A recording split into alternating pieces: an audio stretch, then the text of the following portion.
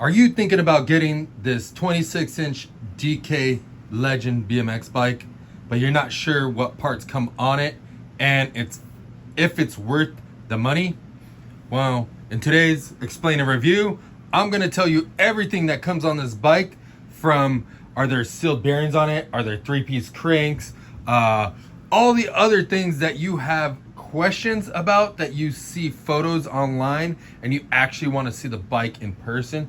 Today we're going to show you all that stuff and clear all that stuff up. And if not, you could also leave me a comment below and I will answer as many of these questions as I can to help you make the best buy for your next BMX bike.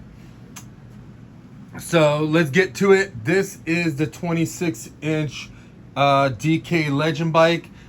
People always ask what size the bike is, and there gets some confusion between the top tube size and the wheel size and other things, because a 20-inch bike normally came with a 20-inch top tube and then 20-inch wheels, but that was also different because old school bikes came with like 18s and 19-inch top tubes and 20-inch wheels, so it confused a lot of people.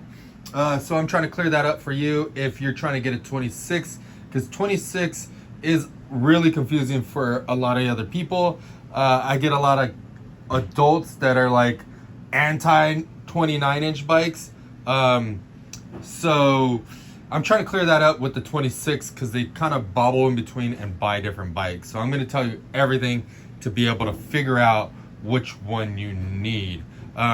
So on a 29-inch bike compared to a 26-inch bike, obviously the wheels are different sizes. So if you're trying to pick a 26 or pick a 29, 26 I would say is more geared towards jumping, maybe riding trails, maybe put some pegs on it. More towards like a 20-inch BMX bike where you're gonna actually do tricks. A 29-inch bike is a bicycle that you're gonna go ride long distance with your friends. So you're going on a ride out doing, 10 to 30 miles on the bike. You want a 29. If you want a wheelie and stuff like that, you can do both, but the 29 tends to be a little bit easier to wheelie, tends to be a little bit easier to swerve. Yes, you can do it on this one, but it's just a little bit different. And from what I've noticed is that a lot more people are successful on the 29-inch bike just because it gives you a little bit more balance point. 26 can climb hills better. But on the long flats or the long straights, they usually get smoked by the 29. And if you think you're macho and all this other stuff, I've ridden all these and I've smoked everybody drinking a beer, smoking a cigarette, uphill, and fly by these dudes. And I've done it on 20-inch bikes, 22, 24, 26, 29, 27 and a half, all the bikes. But from my personal experience riding all the bikes, this is my experience as an ex-pro, as a guy that's still doing it, a dude that can wheelie, a dude that can jump, a dude that can climb hills, a dude that can smoke cigarettes and drink beer, going up a hill, smoking you while you're gasping for air. I'm gonna just be honest with you. 26 climbs better. Flats, it just can't keep up. Yes, you're gonna put a little bit more energy into it. Yes, you could probably keep up with the 29s, but you are gonna be pedaling harder. You are gonna be wasting more energy. So the 26 can do it, but 29 is going to make it a lot easier. With that said, going up hills, 29 is going to be a little bit harder. 26 is going to be a lot easier.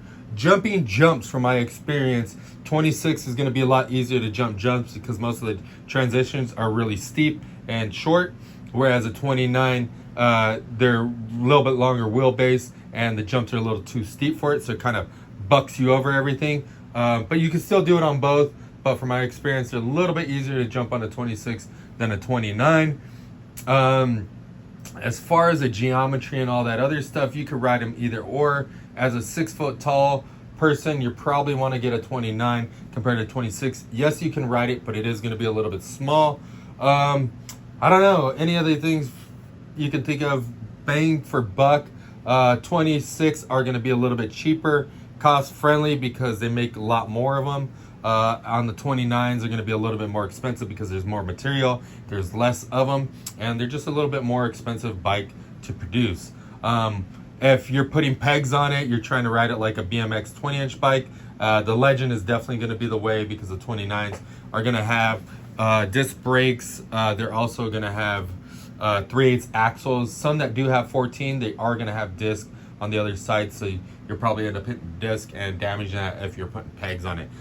So more freestyle 26-inch, more bike life, wheelie stuff 29. But I hope that helped you out. Let's go through a couple more things about this bike and give you the explanations of what they have. So starting off, these DK grips, these things are kind of a ribbed grip. It's got a pretty soft bar end on here. You're probably gonna have to replace that. Going to the brake lever, we have this alloy Wise brake lever, just pretty standard. Looks like it works pretty good with the V brakes. Going to the bars, we got some high tensile steel chrome bars. Chromes are pretty hard to find.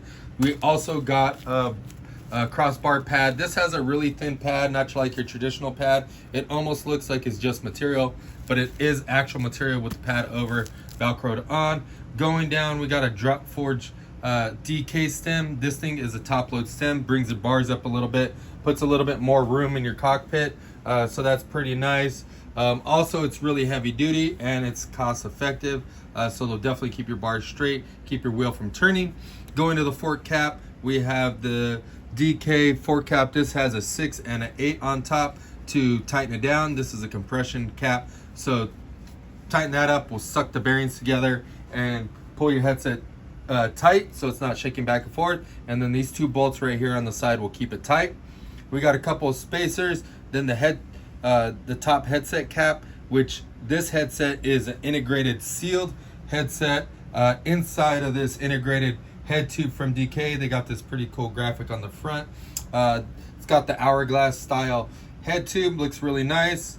Going to the forks, this is a full chromoly steer tube with high tensile legs. These legs definitely taper, so if you look at the top, they're a lot bigger. At the bottom, they're a lot thinner. This reduces weight. They look really good this way.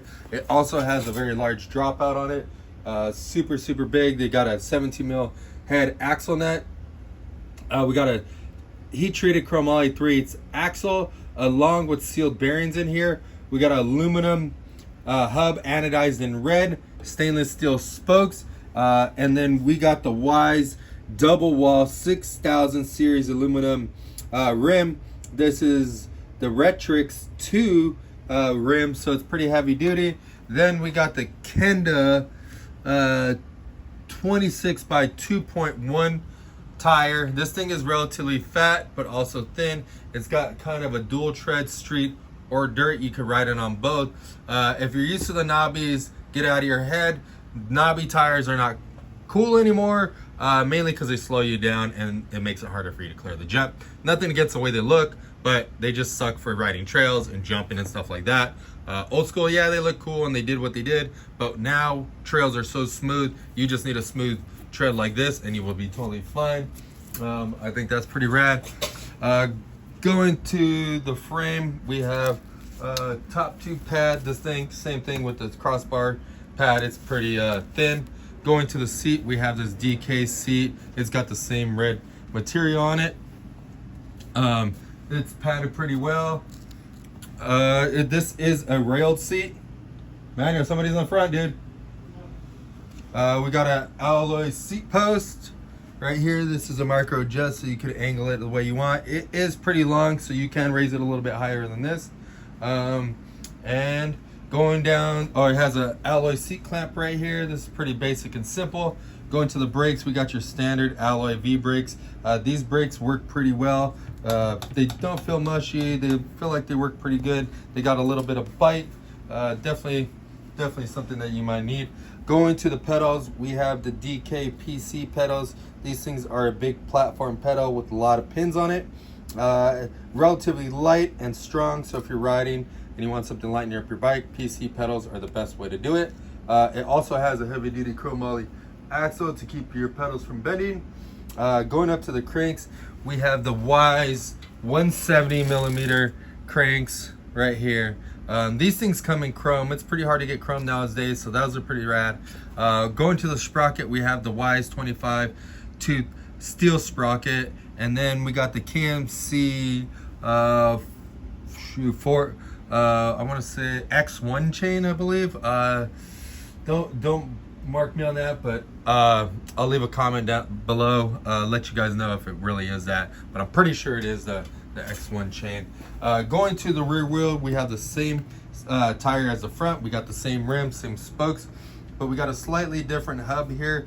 It's anodized red just like that other one, but we got a 14 millimeter axle on here with 17 millimeter axle nuts on it. It also has an 11 tooth driver on there, not a 9 tooth. This is 11. So it'll ride pretty nice. As far as gear ratio, 11/25 is going to feel really nice for you to be able to ride and have a good time. Going to the frame, we had an integrated headset right here. We also got a gusset on the bottom, so if you want to jump it, it's going to last a little bit longer. The top tube is a little bit smaller than the down tube. The down tube is pretty large, looks pretty sweet. I definitely dig the triangle frame. This frame is a chromoly front triangle, so this tube, this tube, this tube, and the head tube are going to be chromoly. The rest stuff is going to be high tensile steel. Going to the bottom bracket, we got a pretty simple bottom bracket down here. This one's mid bottom bracket, and it does have sealed bearings. Going to the seat stay wishbone, it arches a little bit, looks pretty dope. The seat stays rake out quite a bit. They give you some good welding area. Making it go this far and overlapping all these tubings helps the strength of the actual frame, so make it stronger. Going to the back, it's got this super cool loop tail rear end right here that looks really rad. Going down to the chainstay bridge right here, it looks pretty sick. This looks really similar to one of the Kinks, or a lot of the Kinks chainstay bridge right here, but this one isn't cut out as much, so it looks a little bit beefier. Gives the tire a lot of room right there. Going to the dropout is really large. Looks like the traditional Diamondback dropout and everything like that. Just looks pretty sick. But overall, this bike is pretty sweet. If you're looking for a bike to go dirt jumping, maybe do some bike life stuff, cruise around, go to the skate park, have a good time with your kids, or you just want a bike that looks amazing, that you could cruise around the neighborhood and you could sit down and just have fun, enjoy it, this is a great bike, because most bikes don't come in chrome anymore. So if you see this available, go ahead and pick it up as fast as you can, because this will not last. Make sure you head over to stackbmx.com to get that, so I can keep making videos and keep showing you everything that all these other whack bike shops aren't showing you. All right, thanks for watching. We'll see you next time.